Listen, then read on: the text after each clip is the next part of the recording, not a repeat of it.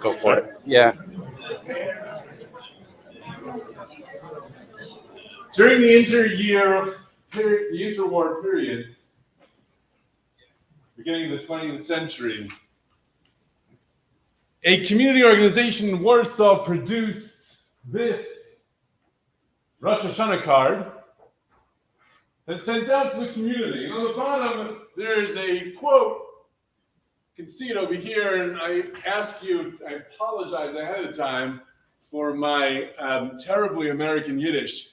But it says as follows, it says, Daish Chasid, Reich Arim, Reich Deich Bridolach, De Hand, Lishanatova Tichasevu, there isn't them isn't. German or Chassid, rich or poor, shake a brotherly hand. May you be inscribed for a good year, no matter who or how you are.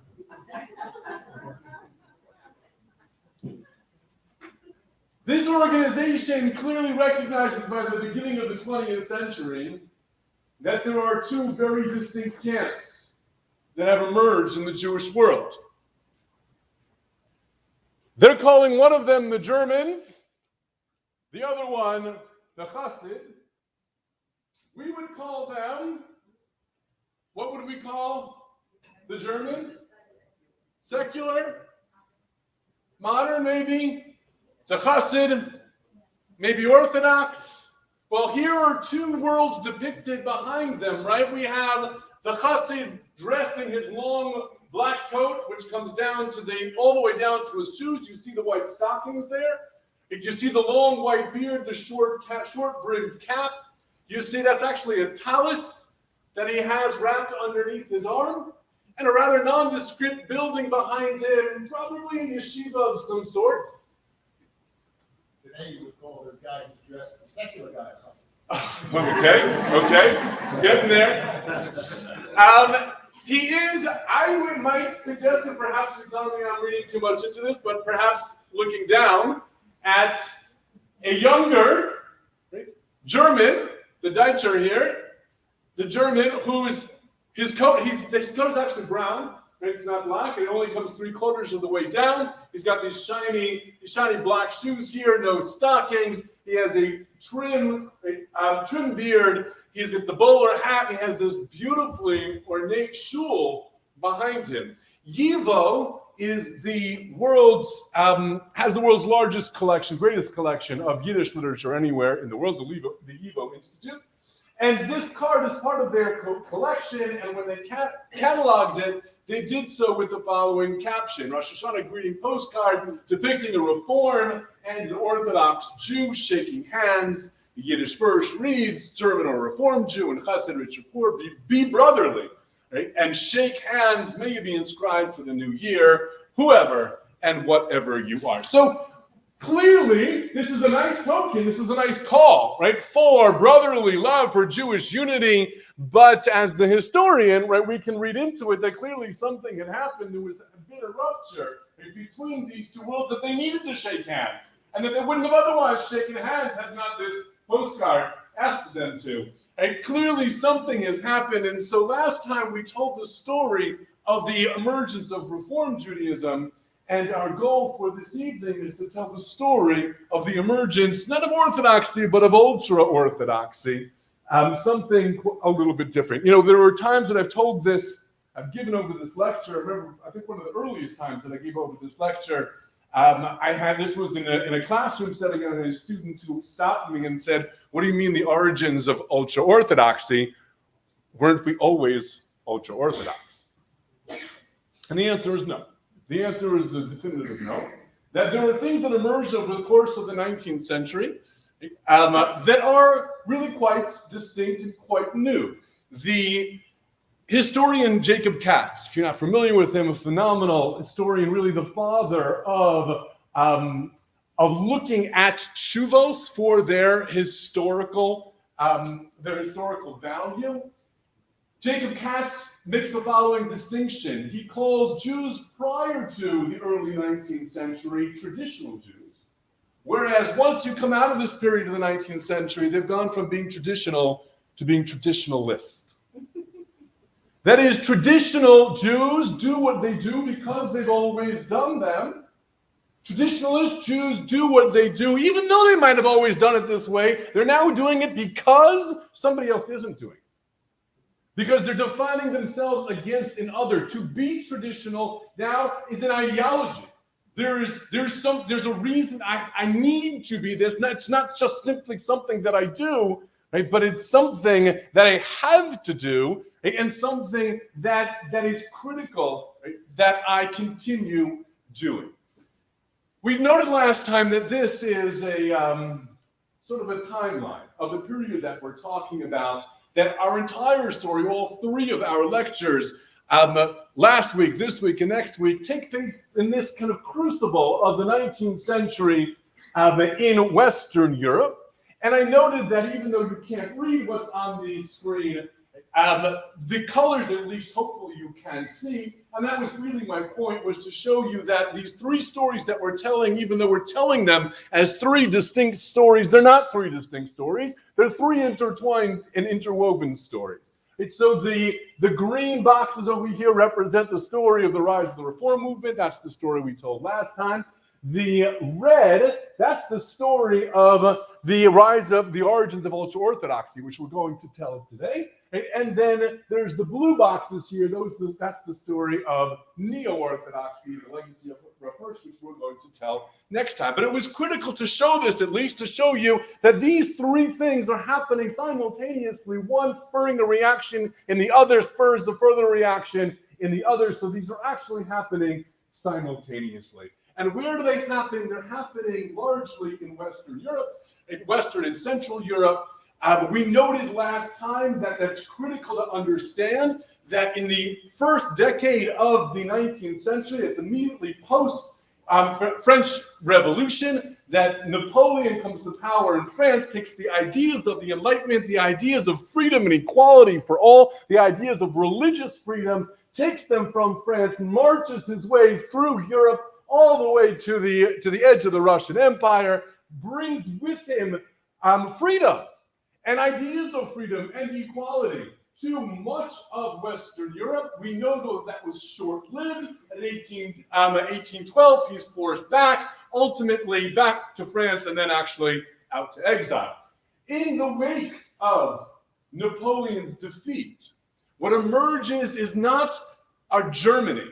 Let's make sure that that's clear. There is no such thing as Germany. In the time period that we're going to be talking about now, there are German states, lots of German states. And each one now, in the wake of Napoleon, really wants to identify itself with its own nationalism. It's proud to be Bavarian or Prussian or Austrian, and no longer to be seen as some sort of French vassal of some sort. So what rises in the wake of Napoleon is a strong sense of nationalism in these small German states. And in the Jewish world, what emerges are two distinct but overlapping, interconnected ideas, and ultimately motivations for change. Motivation number one, you have a young generation growing up in the first decades of the 19th century who recognize that they live in a different world. They live in a post-revolutionary world. They live in an enlightened Europe, which is totally different than the world that their parents grew up in or their grandparents grew up in. And it feels different.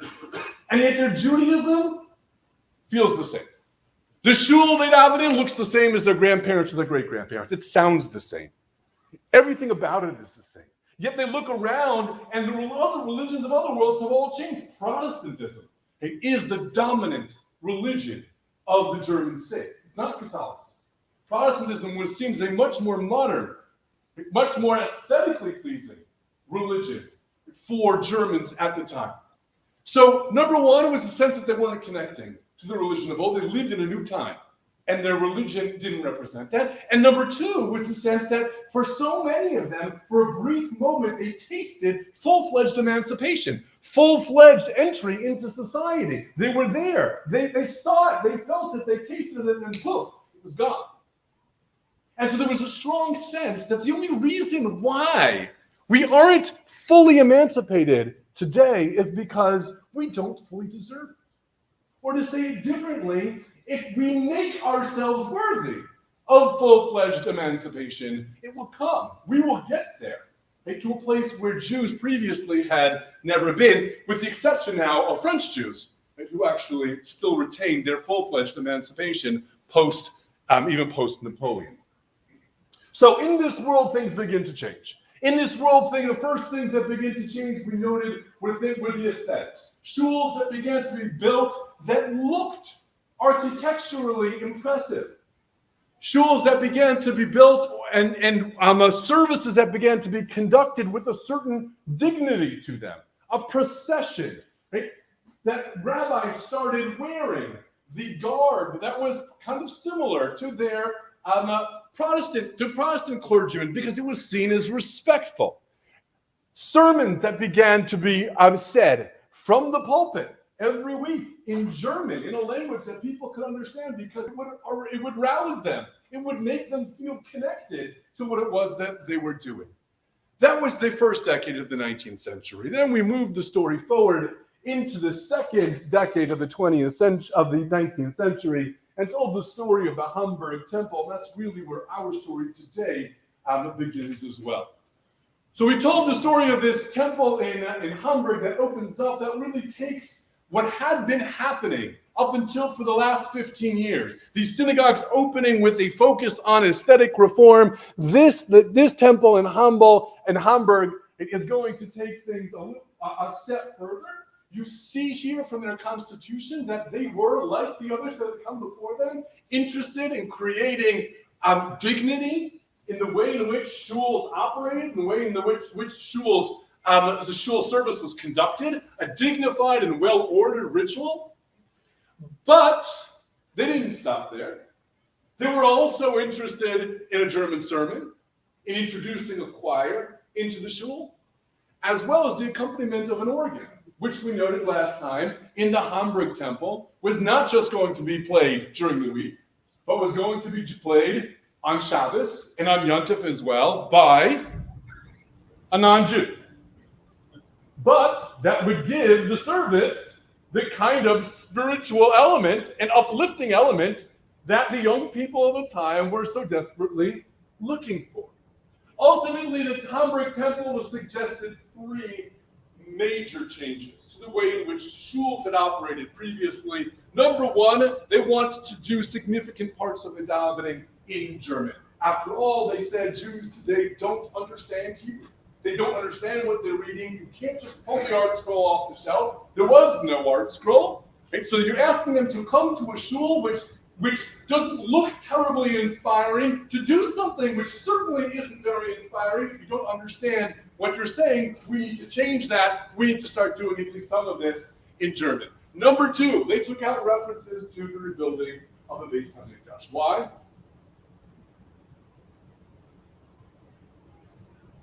Somebody say it. Come on, you were here last time. Because what? They're Germans, and therefore,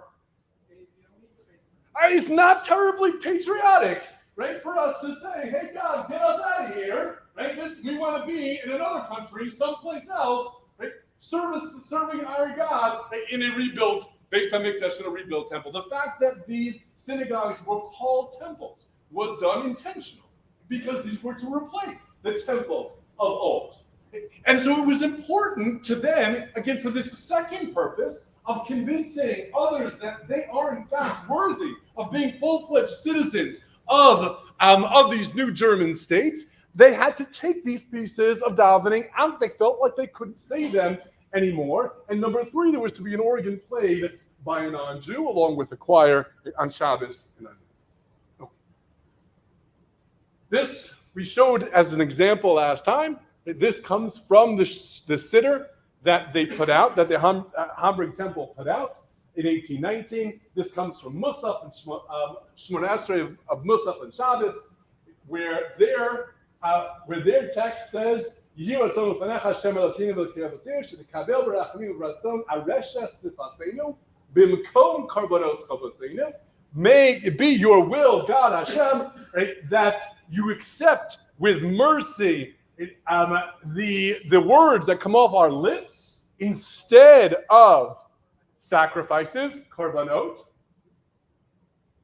where our text says, Yehi ratzon milfanecha Hashem Elokeinu v'Elokei Avosenu melech rachaman shetashuv v'tzorachim aleinu v'al mikdashcha v'rachamecha rabim v'sivneu v'hira u'slegadil k'modo. And then this line which we sing together, v'kareid v'zureinim mibein hagoyim. May God, may you build the space of Mikdash, may you ingather all of our exiles, bring them back to the land of Israel, so that we can again celebrate with you in the land of Israel. All of that is gone.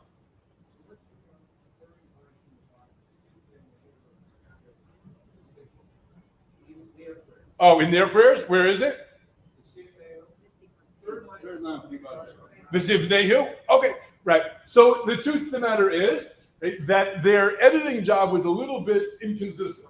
It was a little bit sloppy. No question about it. No question about it. And there are other examples of that as well. Okay, so we introduced you last time as well to this man by the name of Rabbi Aaron Chorin. And that we said and noted briefly, and again, this is the launching point for this evening's story.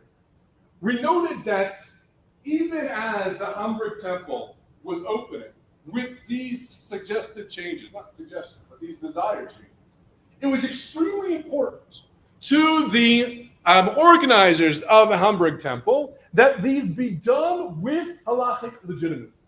That there be halachic opinions that backed each one of the changes that they were making. Now, it was important to them, I think, spiritually and religiously. It was also important legally, right? Because remember, every synagogue, most of these German states continue to have the consistory system, the consistoire system, that if you're familiar with France still has to this day. But the point is that there's a government branch which oversees each religion. And so you couldn't just go and open a synagogue. You had to get official government permission to open a synagogue. In order to open a synagogue, you had to be Jewish. What you were doing had to be Judaism. And so it was important for the heads of these synagogues to be able to show that this was, in fact, right, halachically, legally permissible. This was part of Jewish tradition, despite the reforms that they were introducing. And so they turned primarily to this individual, a rabbi, a well-versed Talmud Chacham. There's some people rolling over in their graves as I say that. But he was to write halachic opinions supporting the changes that they made. Now, the truth of the matter is this started earlier. There was one publication prior to this called Or Noga, by a man by the name of Eliezer Lieberman. He wasn't nearly the Talmud Chacham that Aaron Chorin was. And even in this first volume, he reached out to Aaron Chorin, you can see his name up there, for kind of a haskama on this work, for an approbation on this work. And he sent this work to Aaron Chorin, who wrote him back this poem that you have here in support of this volume. Now, lest you think that rabbis writing poetry was that modern or that different, I can tell you that the Netziv also wrote poetry, but that's a lecture for another time. Okay, but he writes a poem in support of this volume, and he starts, Eliezer Lieberman introduces what Aaron Chorin wrote with these words, the Eile Divrei Hashir. These are the words of the poem, which Rabbi Aaron Chorin wrote in support of this particular text. Good. Take that phrase, Eila Divrei Hashir, put it aside, we'll come back to it in just a moment. What was in this text? So literally it goes, ta'ana by ta'ana, claim by claim, saying these are all the things that the rabbis, the local rabbis, are saying is wrong with what we're doing. And I'm going to show you why there's halachic defense for everything that we're doing. So we'll take one. Tana Shniya, Mashe Hikilu, what does that say? Lekashel. That doesn't say Lekashel. No. Say it again. That's Tfilat. I can't read that up there at all. Levatel. I can read it up here. Okay. Mashe Hikilu, right. Levatel Tfilat Lachash, Luhu Neged Dina B'Shas Poskim. So one of the things that we didn't mention earlier, right, is that they would only say the Chazaras HaShabbos. They wouldn't say the quiet Shemona Esrei. And so one of the arguments against them was that that is against the halacha, right? It's against Shas and it's against Poskim, and he's going to show you why, in fact, that's not the case, right? And so on, right? With each of the various ta'anot that had been brought against them. Okay. So now we are the rabbinic establishment in Hamburg. We have this new shul that wants to open, and quite a bit of supporters behind it. We have stated our objections. They have countered our objections with first Eliezer Lieberman's work, or Noga, and then the shuvos of Rabbi Aaron Chorin, Noga HaTzedek. Now what do? Now we need to bring in the real firepower. Now we need to muster the voices of Judaism, of halacha, from even beyond Hamburg, to come to our defense, to show that in fact all of this is misguided and wrong. And so the Hamburg Beis Din writes a letter that includes a psak din, the three things that they have said or should be asur about what is happening in this new Hamburg temple, and they send it out to the leading gedolim of all of Western, Central, and Southern Europe. So all the way down to Northern Italy, all the way over into the Austrian Empire, and right up until Poland, here the city of Posen. All of these areas are now covered with this letter, gone to the leading poskim of each of those cities, asking them to please write shuvos in defense of our position that we have taken against these reformers. And they do. About 12 major poskim write shuvos in support of the Hamburg Beis Din. They are published in a work called, can you see it up there? Notice the play. Eile Divrei HaBrit. Whereas Or-Noga started with an introduction that said Eile Divrei HaShir. These are the words of the poetry of Aaron Chorin. And they responded, okay, poetry is nice, right? But Eile Divrei HaBrit. These are the words of the covenant. Right? This is actually what matters.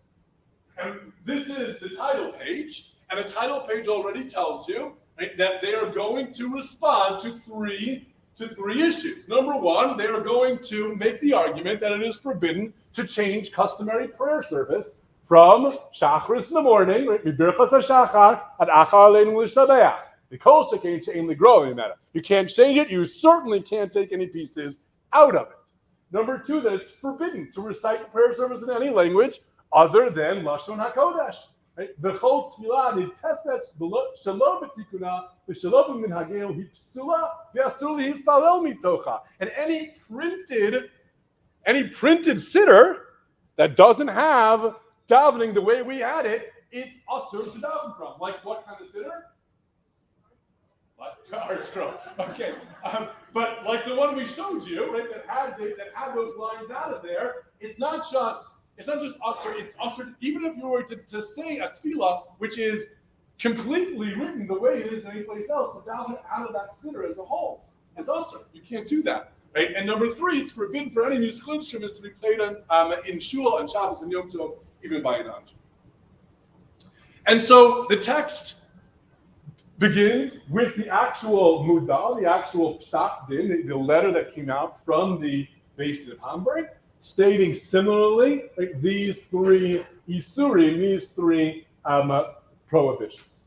What follows are the tshuvos of these Gedolei Hador, who all responded. By the way, I should have noted earlier, those who remember from the beginning of our last class, remember that there was, I noted that by the 19th century, this divide had already emerged between Eastern Europe and Western Europe, even within Orthodox Jewry, even within traditional Jewry.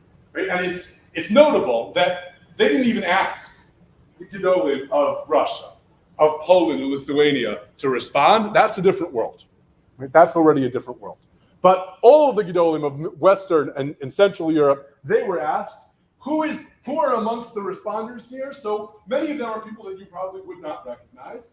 Rabbi Mordechai Bennett, for example, in his day, considered to be one of the great Gedolim of his time, didn't leave Sfarim that we continue to learn today, and therefore his name is not as recognizable. But the names that are recognizable, probably first and foremost, would be Rabbi Moshe Sofer, otherwise known as the Chassam Sofer, who writes two tshuvos that are included in this volume.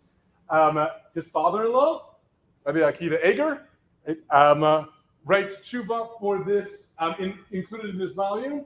And this one, I'm talking about this one down here, probably his name is less familiar, but his sefer, certainly in the yeshivos today, is extremely well known. Right? This is Rabbi Yaakov Milisa, known as, yes, right, the Nesivos, right? For his Lamdos, considered to this day, right, to be one of the great Sfarim of Lamdos, right, really ever written. He too writes a tshuva in this work. Yes. He's written in Hebrew or Hebrew. Yiddish? Excellent. Actually, Eile Divrei Habris has them translated. So the second half of the work has them translated into Yiddish in case anybody, right, that was a better language for them. But so they're there in both. They were written in Hebrew. Okay.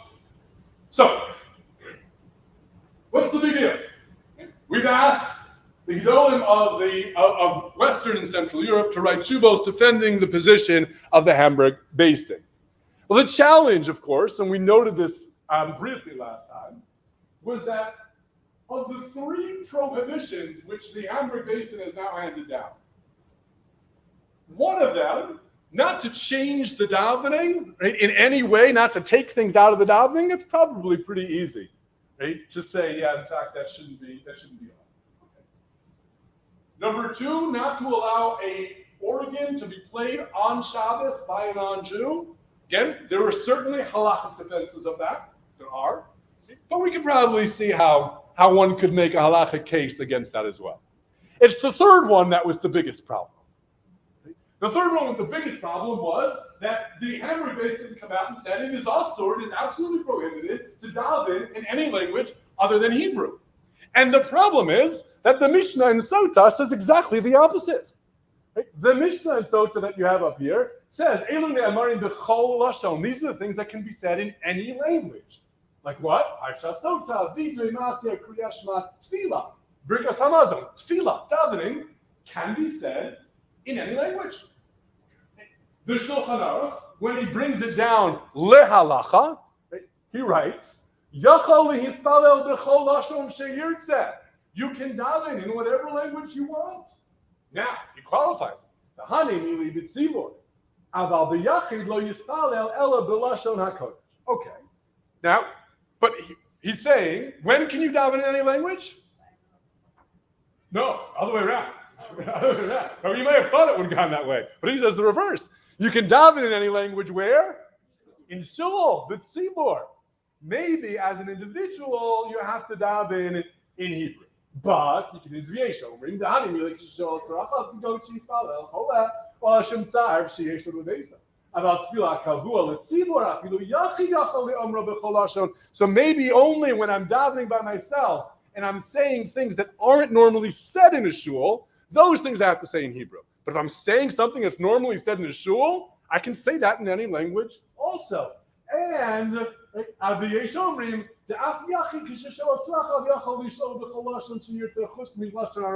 So this has been litigated, right? The Shulchan Aruch has thought about the different scenarios here and come out very clearly stating you can daven. Certainly, if you're davening in a shul, the regular tefillos that you daven in a shul can be said in any language. So what are we going to do? How does that become awesome? Now, do we understand why it has to become awesome? Do we understand why the Hamburg Basin feels strongly that they must come out and say this can't be? Why? Why would they do that? Slippery slope. Okay. What are they worried about? Slippery slope to where? What might happen? Total assimilation. Okay. Somebody else? Huh? All right. Nobody will know how to daven. We'll forget how to daven in Hebrew, right? Completely. Okay. Fantastic. So that was the job of these poskim, was to give some weight behind this argument that in fact all three of these things are usher. So let's take a minute to look at how somebody like Rabbi Yaakov of Lisa does this. So you have his argument with regard to this is a more general argument that he's making, which is in each of the things I'm about to show you, these are kind of typical. The type of reasoning, the type of language, and the type of argument that gets made in these tshuvos. So here Rav Yaakov of Lisa Nesivos writes as follows. He says, "Kashenafchil harshos atzmeinu lishanos miminhag avosinu shum davar miyinche b'yad kol echad meitanu lasos es asher yachvot." He says, listen, the minute we start changing things, and everybody thinks they have the right to change what they want, well, who's going to stop anybody from changing anything? Everything's up for grabs then. Hayom yomar zekach umachar ba'al re'elu v'chapro kach. Today I'm going to say, we shouldn't say this part of davening, and tomorrow somebody's going to come along and say, we shouldn't say that part of davening. Achas achas abed ya'abdun kabas avosenu ad tuma. If we keep doing this, there's no end. Sooner or later, it's all going to be gone. Nothing that we've been given from our forefathers is going to be left. Right? And this is the slippery slope argument. You change one thing and everything else is bound to change as well. I don't know. Now, he does make a more nuanced textual argument here with regard to davening in a different language. Right? Rather than reading it, every word of it, he makes the following argument. He says, listen, especially when it comes, we know the Gemara talks about whether we should add additional languages of praise to around God, right? When in the opening bracha of Shemona Esrei, we list a certain number of attributes of God. Perhaps we should add more because God, after all, is greater than that. And we say, no, we specifically use the lashon that we've been given, right? Because we are not able to add anything more than what has been given to us as a descriptor of God. And so the Nesivos argues that means that in these words, Hakel, Hagadol, Hagibor, Ve'anora, those words have significance beyond just as a descriptor of God. There's more in it. And the minute you put that into a different language, you're going to lose some of the nuance that was indicated in the Hebrew word. And what's more, he writes, there are lots of synonyms in Hebrew, right? This is absolutely true, right? Anybody who's done translation work, it's very, very hard, right, to capture the same nuances, right, in a different language that were there in the original. So he makes that argument, right, that ultimately that we're going to lose something in the translation. Now, why was it okay for the Shulchan Aruch? So he writes that back, and I think he's talking about back in the days of Chazal, because we know that they did Targum back then. They actually did introduce tefillos in Aramaic. Back then, Chazal were masters of Hebrew in ways in which we are not. Right? They understood how to do this in ways which we cannot. Yes. If they reform Jews, think they're saving Jews to the extent that they're not even able to listen to the local bit. So why would they care about Jews who are super far away, don't know what's going on the ground? Even if you're going to talk to me about nuance, I'm trying to save Judaism, then why does that come to effect that any more not listening to the local bit who does know the terms Fantastic question. Right? Let me see if I get this question right. Question is, why are the reformers going to care what Rav Yaakov Lisa has to say about this if they don't care what their local rabbis have to say about it? And the answer is they don't. But this wasn't written for that purpose. This was not written to convince the reformers to back down. This is written for the purposes of the Prussian government, to be able to show to the Prussian government that's not real Judaism, and therefore, by legal means, be able to restrict them from going forward, right, with this project. Okay, good. So there's the argument here that something gets lost in translation. You can see here v'od mizeh mitzvah, right? V'od mizeh b'yos limud lashon hakodesh mitzvah. Learning Hebrew in itself is a mitzvah. And if we start doing things in translation, we're going to lose that as well. So you can see that he's making an argument, but it's a hard one. It's a hard one, right, ultimately to make. In other tshuvos here, though, what you begin to see, this is an aside. I have time for an aside. Okay. This also comes from the Nesivos' tshuva. Remember how we said that part of what's motivating the reformers here is the good graces of their society, right? Is that if we want to be citizens of Germany, we need to take these references to returning to someplace else out. So here's what Nesivos writes, a pretty amazing piece. He writes, "Ukmo she'anachnu ma'aminim be'amunah gemura, she'habori yisbarach hu manhigo shel olam." Just as we believe with full faith that God is the leader of the world, kach ma'aminim anachnu she'hamelech ve'hashilton hu bechir Hashem lihisnaheg al yado. We also believe that the monarch is God chosen representative to lead on God's behalf. That is, the secular Christian monarch is chosen by God. Ukishem she'anachnu mivakshim b'chol tfilaseinu al binyan beis hamikdash k'dei shenizkeh al yado lekayem mitzvaso yisbarach. And just like we say in our prayers, we ask God for a beis hamikdash, for a temple where we can bring our karbanos, our sacrifices. Gam osam sheyeshvu be'artzot rechokos. Ulahasag chachma elyona ulahakabalas pnei shchina b'chol regel shenischayav duba. So just as we ask God for the zichus to be able to do the karbanos and to get this reach this higher plane of intellect, right? And be able to do this on each of our regalim, nothing about going back and living in Israel, right? That everybody, even people who live far away, should be able to go on our holidays to give our sacrifices in our Beis Hamikdash.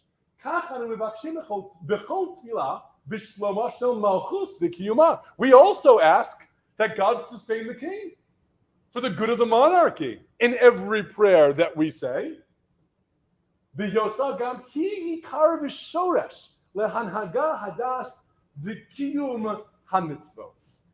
because the strength of the monarchy and the support of the monarchy is a critical, fundamental principle, just like building a Beis Hamikdash, just like building a temple and bringing sacrifices. Praying for the welfare of our monarch and our government is just as much, right, a fundamental part of our religion. Right?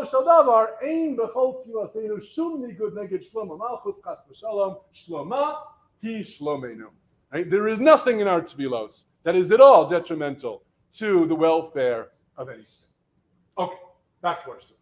As we continue through the tshuvos in the Amnei Divrei Habits, so you have tshuvos like that of Yaakov Litza, and you have something similar from the Chassam Sofer, who distinguishes between Tfilas Akrai and Tfilas Keva, new terms. Most of what you find are these types of arguments. Arguments like Minhagan Shel Yisrael Torah. Listen, why was it good enough for the Shulchan Aruch? Doesn't matter. The point is, the Shulchan Aruch may have said you can daven in any language, but we've never done it. We don't do it. That's not the minhag of the Jewish people. And the minhag of the Jewish people is Torah. Those two things are synonymous. So if we've practiced one way, that's the way we have to practice. Right? What can I say? What can I tell? Right? Ma'omar, ma'adaber. Right? Amakumu achenu. Get up, my brothers. Get up. Right? Let's pray and ask God that He give these men the strength to abandon their path, to rise up on the path toward the house of God, to return and remember, to strengthen the customs of their fathers. For the customs of Israel are Torah. And likewise, he writes down here, it is forbidden. You can't change the minhagim that we have. Again, another approach that you find in some of these shuvos would be an ad hominem attack against our foreigner. Who is this guy? This guy has less Torah in his head than we have in our pinky. And this man, Aaron Choron, we know him. Right? He knows nothing about Talmud or Halacha, and heaven forbid we should rely on his ruling. It's clear that they're heretics. Right? And I mean the foundations of our religion and faith and the words of the holy prophets. And then again, it is like these are people who are looking to uproot the fundamentals of our religion. And therefore, it is time to gird your loins, to get up and to fight the fight for the Torah. Would it mean that an individual is allowed to pray in the congregation, an individual in a foreign language, but the whole congregation cannot? Because the individual himself may in the tzibur. If he's davening with tzibur, then he himself could. I don't know that anybody actually says that. Maybe that's what it means, that the tzibur, he can the tzibur. He can the tzibur. But he alone cannot. Right. But it already distinguishes between tzibur and yachid. You would think that if it means a yachid in a tzibur, we would have, it probably would have explained it to say it like that way. But it's an idea. It's certainly an idea. Hey, then.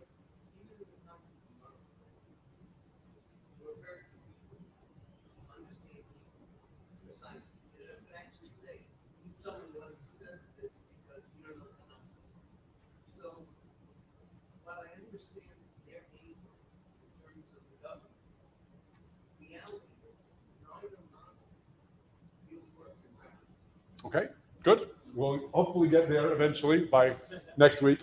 Also, right? There are others who are obviously going to recognize that, right? And there's need another path. Okay, good.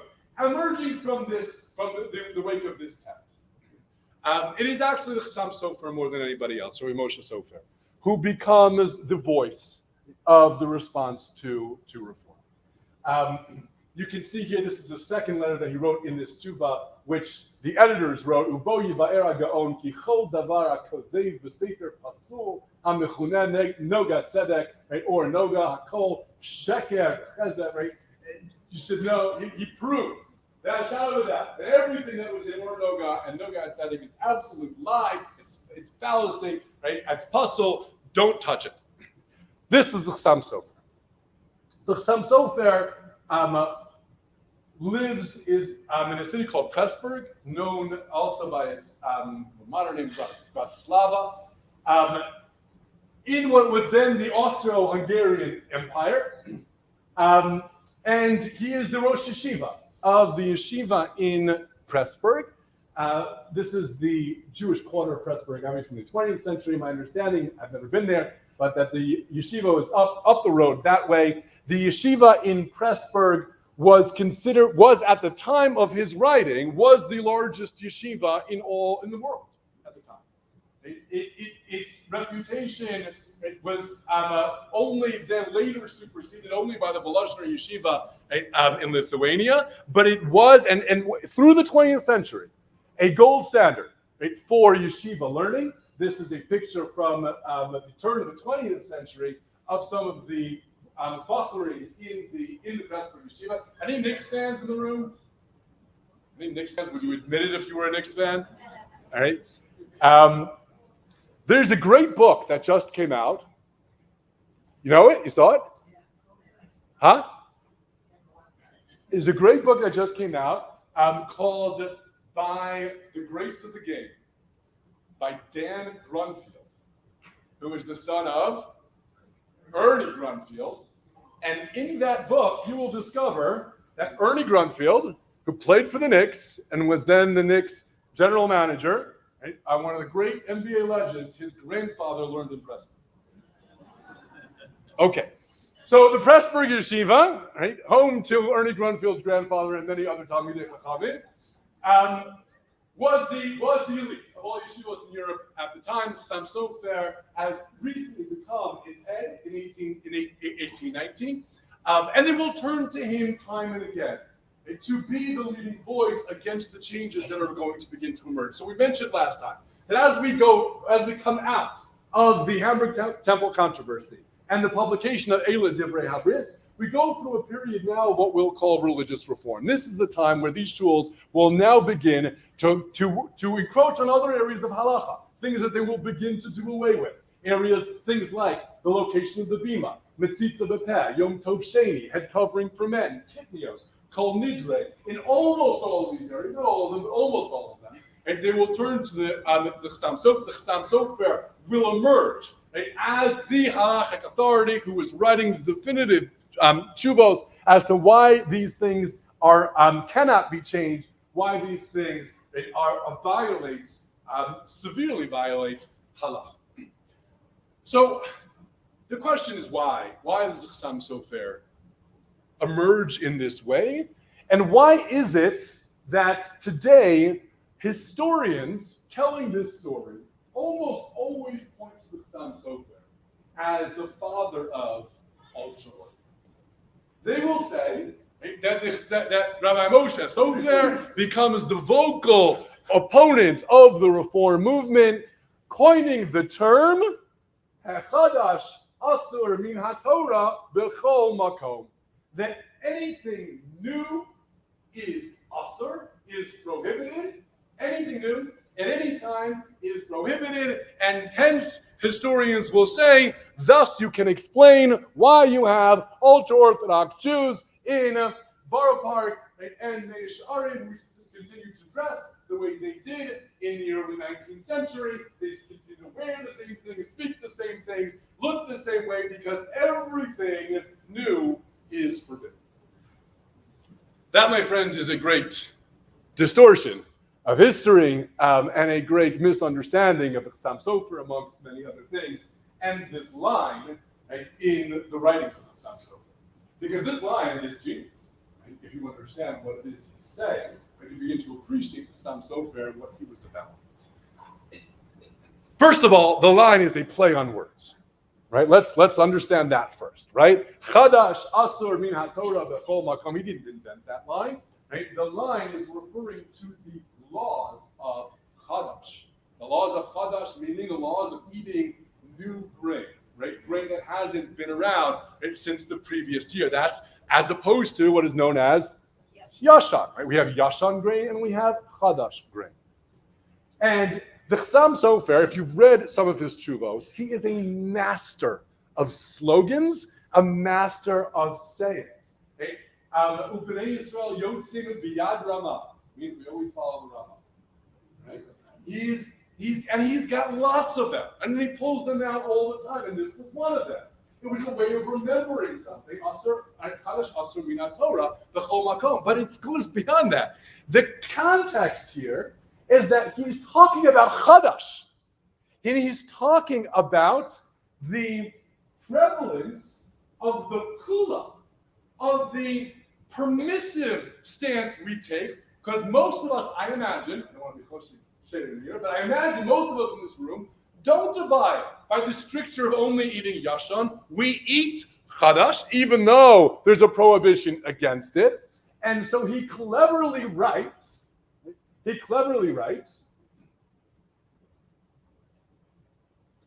Bian ki kashem me'or lishbor minhag Yisrael afilu lahakil. It's hard to break a minhag of the Jewish people. Once we started our acting a certain way, it's hard to break it.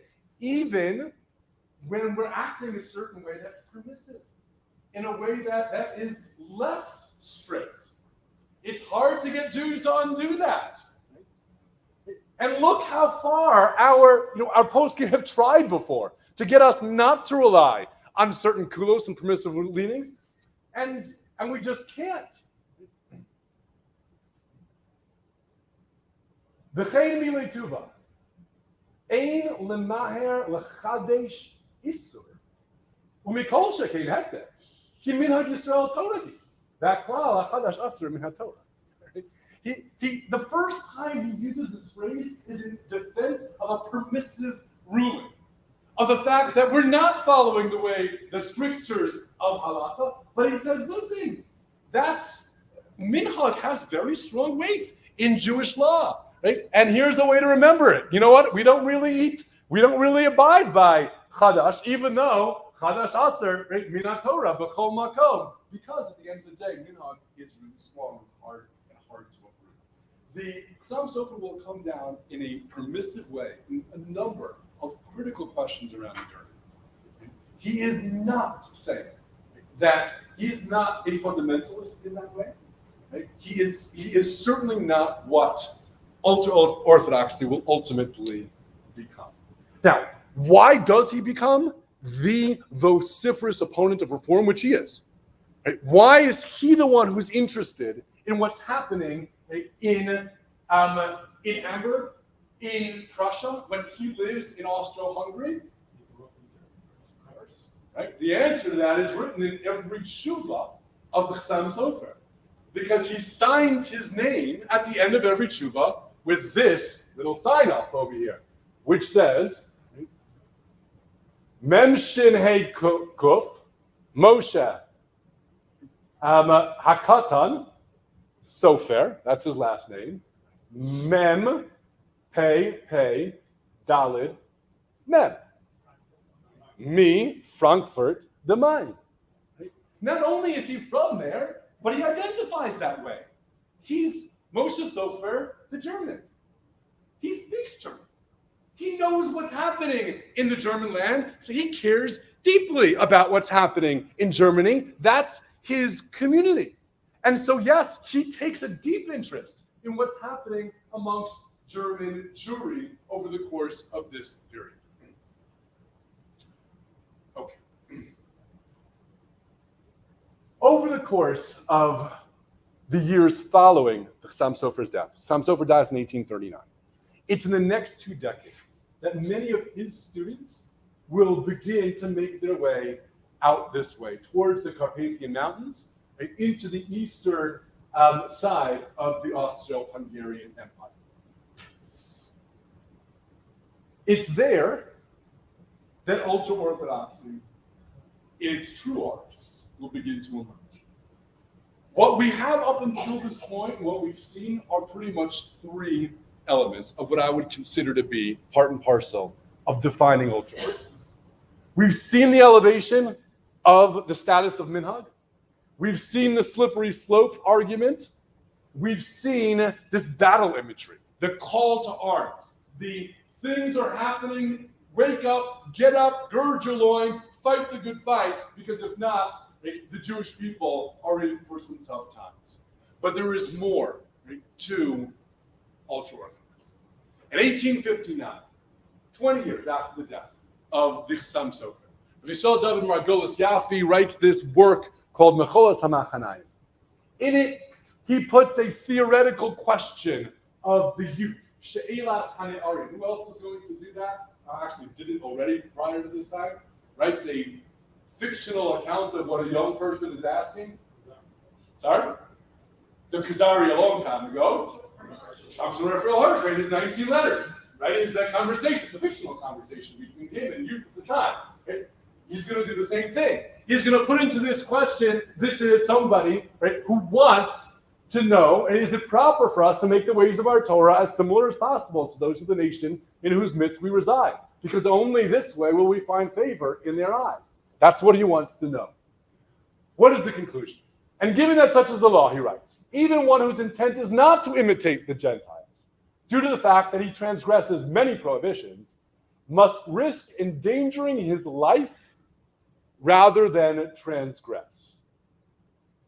What is the stakes at dressing like the people around you, at acting like the people around you, this is potentially what potentially has to endanger their life. Yeah, Yaharig, the Al-Yavu, to do these kinds of things. To sound like a German, to look like a German, to make your shul look like a German. Yaharig, the Al-Yavu, potentially. Now he comes off of it and he says, right, but now Hashem loves to advocate for the children of Israel, and therefore we must find some means of arguing that the present generation has not, in fact, violated one of the cardinal sins about which we say, Yaharig v'Al-Yavor. Now he's got to find a way out. But he has entertained the possibility that all these things that we've been discussing, these changes that have been made, now have catapulted up to the category of Yaharig v'Al-Yavor. Rather let yourself be killed, right, than violate one of them. This is the beginnings of Ultra-Orthodoxy. The consequences have skyrocketed for non-observance of things that which previously probably didn't, the same type, right, of consequences had not previously been ascribed. In the 1860s, a group of these rabbis from this area, some of them students of the Sam Sofer, some of them students of the Sam Sofer, begin to meet. And they too will come together to try to articulate what is it that they are trying to say. How do we articulate once and for all what it means to stand up against these changes that are happening in the Jewish world? And they come together to write something known as the Psak Din of Michalovce in 1865. And the Psak Din says as follows. Number one, it is prohibited to give a drasha in the languages of the nations of the world. And likewise, it is prohibited to listen to a drasha in the languages of in the languages of the nations of the world. Thus, any Jew who hears a rabbi or anyone else sermonize in the Gentile language must leave the synagogue and go outside. The sermonizer must by the way, don't try this week. The sermonizer must sermonize in the Jewish language spoken by all kosher Jews of this country. Number two, it is prohibited to enter for the purposes of prayer into a synagogue which does not have its bima in the middle. Not that it's prohibited to move the bima. It is prohibited now to enter into a shul that doesn't have the bima in the middle of the shul. It is likewise prohibited to enter a synagogue with a tower.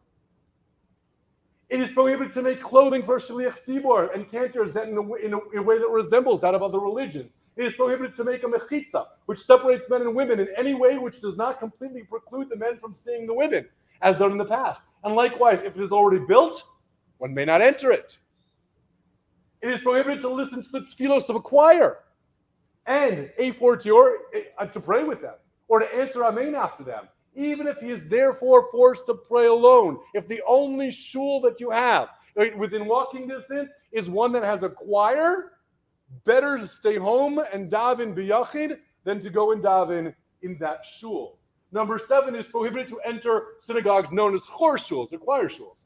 And it says in Gemara Shabbos, Rabbi Tarfon said, even if a man is chasing him in order to kill him, or a snake is running to bite him, he should not enter the house of idol worship and not into houses such as these.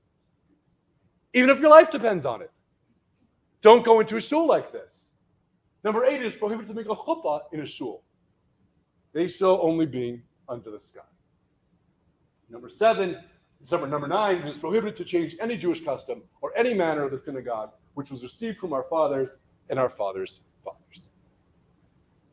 This is the origins of Ultra-Orthodoxy. This emerges in this city of Michalovce in 1865. If I take you to a slightly different map, right, of that same area, and I zoom you in a little bit, you'll begin to understand why that postcard I showed you in the beginning, called the Ultra-Orthodox, what do they call them? A Chassid. Were Austro-Hungarian Jewish Chassidim? The Austrians weren't, right? But if we zoom in a little bit here, Munkach, Stopner. Now we begin to understand. The students of the Sam Sofer migrate eastward into the areas of the Transcarpathian Mountains. There are strongholds, already strongholds, of Hasidus, like Stopner, like Munkach. They band together In there, they have a common enemy. The common enemy being the reforms that are happening to the west of them, which they do not want to see moving into their lands. And so they will come together around this kind of defense of Judaism as found in the Psak Din of Michalovce. Whoops, that didn't come out so great, right? But what you're missing, what you don't see here on the bottom, is the last piece here of Ultra-Orthodoxy, in my mind, is the short Piskei Din that are absent any legal reason. That was new. The form of Psak Din that lists this is usher, this is usher, this is usher, this is usher, without, based on this Gemara, based on that Gemara, based on these poskim, based on this Rishonim, that Achronim, brand new to the Jewish world. Now, why does it happen? It happens because Eis Lasos Lashem, where this is a crisis moment. This is not a time to be making deep yukim and following. It's not time for the chabura to be 15 million. Like, it's not time for that. It's time to go to the shul, put a placard up on the shul. These are the things, right, that are us, or stay away. And so when we understand that and these things come together, we begin to understand some of what we see. We begin to understand, yes, not changing things, it becomes a critical religious piece of how we define ourselves against the other, because everybody else is changing, and now it becomes important not to change anything. And also we begin to understand Isur Chamor Lishtatif B'Bechiros. It's a great Isur prohibition to partake in these elections. Well, this is part of the mentality, right? It's the elevation of things that may not have been previously seen as great Isurim that become great Isurim. There is the slippery slope argument, right? So this one says that it's usher to watch a movie of any sort, but it says under here, right? Even if they've been checked, and even with Tzorech Mitzvah, because it's a mitzvah that's ba be'avera. To watch a movie that's Tzorech Mitzvah is mitzvah ba be'avera, right? It's just you can't do it at all, because even watching a kosher movie, even watching a checked movie could lead to watching a movie that isn't checked, that isn't kosher, which leads you ultimately right out. And again, I want to be really clear that it's easy to sit here and sort of shake our heads and say, "Oh my gosh!" But when we learn history, we have to put ourselves into history, right? And understand that the rabbis in Michalovce didn't see BRS. They couldn't see. They had no way of knowing that Judaism could survive this. What they had seen was a progression from aesthetic reform to religious reform.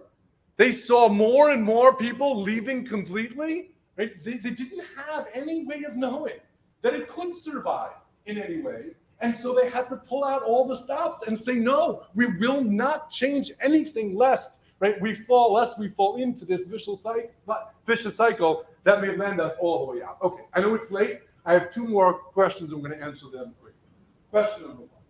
If that is in fact the case, so why does the Chassam Sofer, why is the Chassam Sofer considered to be the father of Ultra-Orthodoxy? If in fact he wasn't, he wrote long tshuvos. He never wrote these small Piskei Din. He was actually quite balanced on a lot of different things. Yes, he did write this line about Chadash Asur Min HaTorah, but he didn't write anything close to what was in the Psak Din of Michalovce. Why does he become known as the father of Ultra-Orthodoxy? And number two, why does it happen now in the 1860s? I'll explain what I mean in just a moment. Let me answer the first question. The answer to the first question is very clear. It's because of a work that's written in the late 1860s known as Leva Ivri by Rabbi Akiva Yosef Schlesinger. Rabbi Chassam Sofer wrote what was known as an ethical will. He wrote a piece of Musar that's meant for his grandchildren, great-grandchildren. It wasn't uncommon for Gedolim to do such a thing. The Leva Ivri takes this ethical will and writes a commentary on it, an extensive commentary on it. So it appears to be the words of the Chassam Sofer. He's very clear that he's writing it, right? But it's a commentary on the ethical will of the Chassam Sofer. So he's telling you what he thinks the Chassam Sofer thought. And in that work, you find things like this. And changing any of our father's customs, even if it entails no resemblance to the practices of the Gentiles or any other prohibition. Nonetheless, to change from that which was received from our fathers is completely prohibited. Remember that Mecholas HaMachanayim, he was worried about looking like the Gentiles, right? Being Domel Agoyim. Leva Ivri, even if it doesn't look anything like, right? The Goyim, you can't change anything. And know that anything which was done in order to change the customs of Israel so that we should resemble the ways in which the Gentiles worship, he transgresses several negative commandments. And it is more severe than eating pig in quality and quantity. Right? Dressing like a German, speaking like a German, right? More severe than eating pig. In quantity, eating an olive's worth of pig is only one negative commandment. Changing and switching customs in order to resemble those of the Gentiles transgresses many negative transgressions. In quality, because these negative commandments of resembling the Gentiles are an aid to idol worship, and there's the possibility that they may fall under the category of the Harig, the Al Yavur. And it is a great sin to make a tower on the synagogue. Besides the great sin of resemblance to the practice of Gentiles, for which one transgresses 7 negative commandments and 2 positive commandments, there's also a rebellion against God and a public desecration of his name, and there is virtually no atonement. This was what he writes as a commentary of the ethical will of the Chassam Sofer, which becomes linked with the position of the Chassam Sofer.